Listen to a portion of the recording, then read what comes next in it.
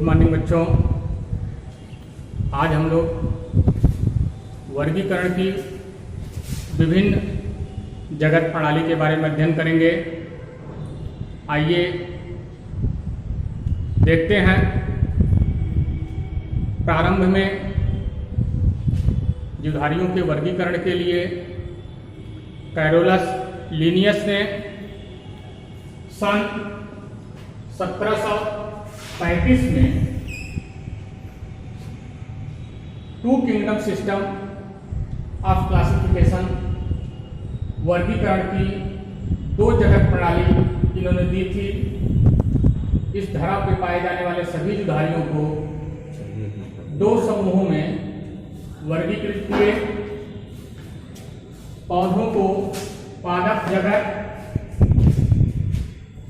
Plantae और सभी जंतुओं को एनिमलिया अर्थात जंतु जगत में रखा। इस वर्गीकरण का आधार क्या था?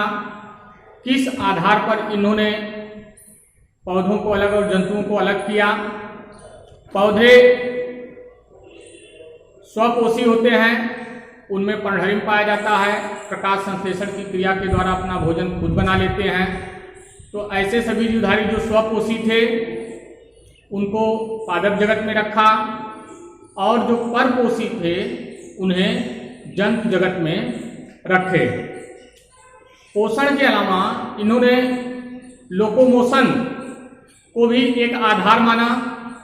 गमन, आप जानते हैं पौधों में गमन प्रायः नहीं होता है, सिर्फ गतियां होती हैं, जबकि जंतु में गमन और गति दोनों होता है। गमन, यदि कोई जीवधारी एक स्थान से दूसरे स्थान पर सशरीर चला जाए, जैसे मानव या अन्य जंतु एक स्थान से दूसरे स्थान पर विचरण करते हैं, यह गमन है।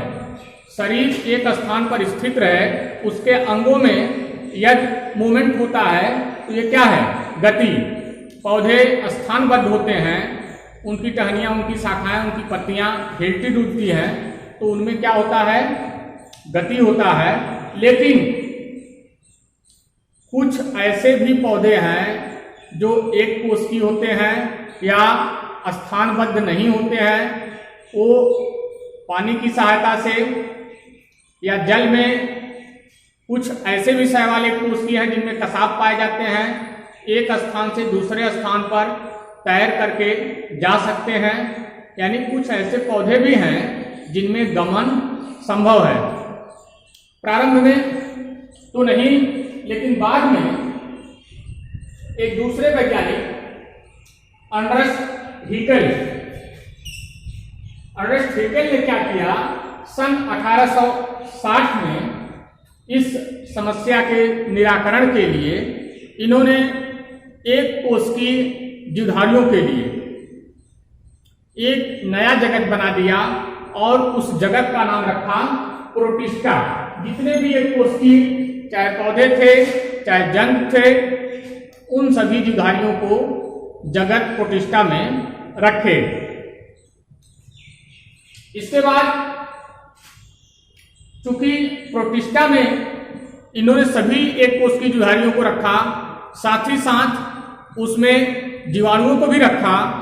आप जानते हैं, पिछली कक्षाओं में पढ़ चुके हैं कि जीवाणु का शरीर एक कोशिकीय प्रोकैरियोटिक होता है। इनकी कोशिकाएं यूकैरियोटिक कोशिकाओं से भिन्न होती हैं संरचना में। तो इसके लिए एक दूसरे वैज्ञानिक कोफलैंड, इन्होंने सन 1938 में प्रोटिस्टा जगत को मोनेरा और प्रोटिस्टा में डिवाइड किया।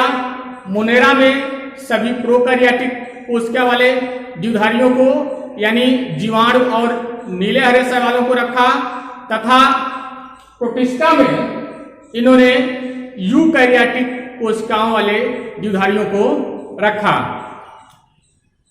कवक, आप जानते हैं, जिन्हें अब तक पादप जगत में रखा गया है। कवकों को आप जानते हैं, कवकों में पर्णहरिम नहीं पाया जाता है, ये परपोषी होते हैं। फिर भी इन्हें पादप जगत में रखा गया है। क्यों रखा गया है? पौधों की कोशिकाओं की भांति इनमें कोशिका भित्ति पाया जाता है। जैसे अन्य पौधों में कोशिका भित्ति पाई जाती है, उसी प्रकार कवकों में भी कोशिका भित्ति पाई जाती है। इसीलिए कवक को पादप जगत में रखा गया है। लेकिन कवक में पर्णहरिम नहीं पाया जाता है, ये अपना भोजन नहीं बना पाते हैं। इसलिए सन 1969 में R.H. व्हिटेकर ने कवक को पादप जगत से निकाल करके एक नया जगत कवक जगत बना दिया और इस प्रकार 5 जगत प्रणाली इन्होंने दी।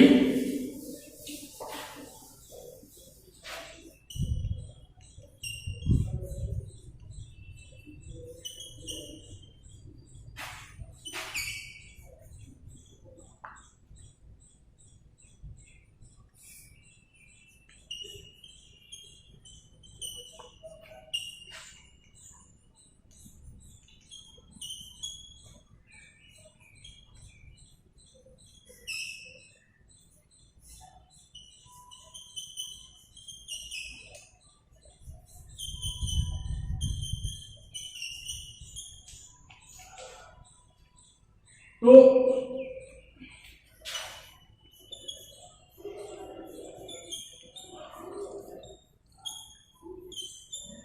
R.H. व्हिटेकर ने क्या किया?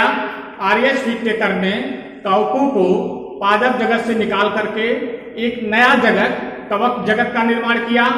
इस प्रकार 5 जगत प्रणाली अस्तित्व में आई। प्रायः प्रतियोगी परीक्षाओं में, कभी कभी बोर्ड की परीक्षाओं में भी पूछ देता है कि 2 जगत प्रणाली किसने दिया था? तो आप याद रखिए, कैरोलस लिनियस ने। 3 जगत प्रणाली किस वैज्ञानिक ने दिया था? अर्नेस्ट हैकेल ने। इन्हें भी याद रखे। 4 जगत प्रणाली किसने दिया? कोपलैंड ने। तथा 5 जगत प्रणाली किस वैज्ञानिक की देन है? R.H. व्हिटेकर। इन्हें आप जानते रहे, कैसे कैसे इनका विकास हुआ है, इन्हें भी जानते रहे। अब हम लोग 5 जगत प्रणाली के बारे में थोड़ा सा प्रकाश डालते हैं। 5 जगत प्रणाली में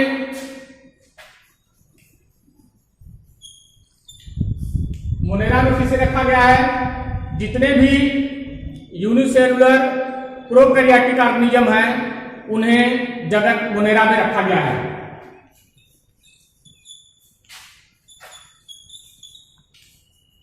prokaryotic and unicellular.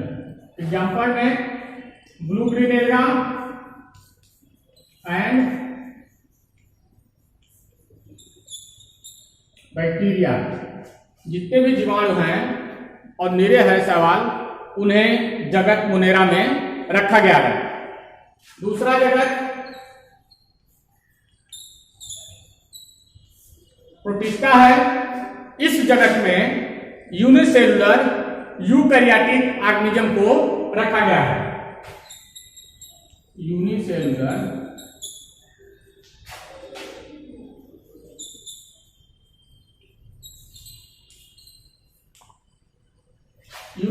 Eukaryotic organism का उदाहरण अमीबा, यूग्लिना, क्लेमाइडोमोनास,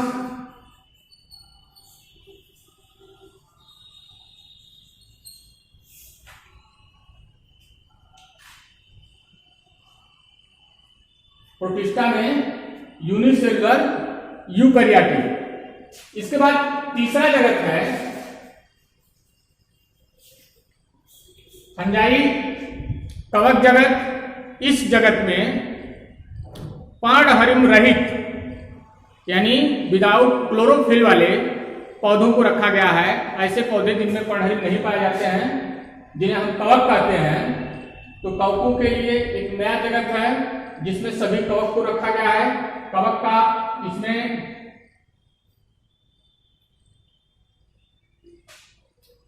एग्जाम्पल है राइजोपस, म्यूकर,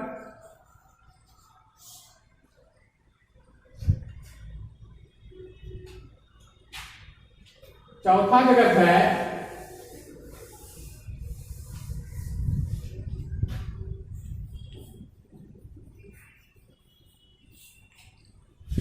प्लांटी या पादप जगत। इस जगत में यूकैरियोटिक मल्टीसेलुलर पौधों को रखा गया है। कैसे पौधों को? जिनकी कोशिकाएं यूकैरियोटिक होती है और जो कई कोशिकाओं के बने होते हैं, उन पौधों को हम पादप जगत में रखे हैं। एग्जाम्पल, जो भी आमतौर पे आप पेड़ पौधे देख रहे हैं, पीपल, बरगद, कटहल, जामुन, आम, लौकी, भिंडी, नेनुआ, करेला, कोहड़ा, सब ये सब यूकैरियोटिक पौधे हैं और बहुकोषीय हैं।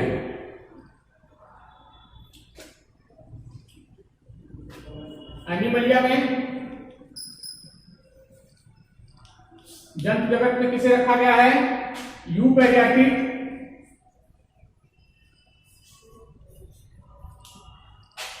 मल्टीसेलुलर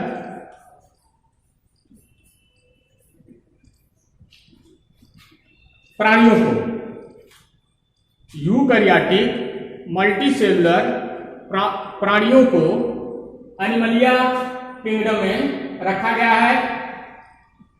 आप अच्छे से इसको दोहरा लेंगे एक बार बुक से। अगर किसी को कोई समस्या होगी तो पूछ लेगा। मैं समझता हूं कि ये विभिन्न प्रकार की जगत प्रणाली और 5 किंगडम सिस्टम ऑफ क्लासिफिकेशन, जिसे RS विटेकर ने दिया है, आप समझ गए होंगे। अगला टॉपिक अगले वीडियो में आपको बताएंगे।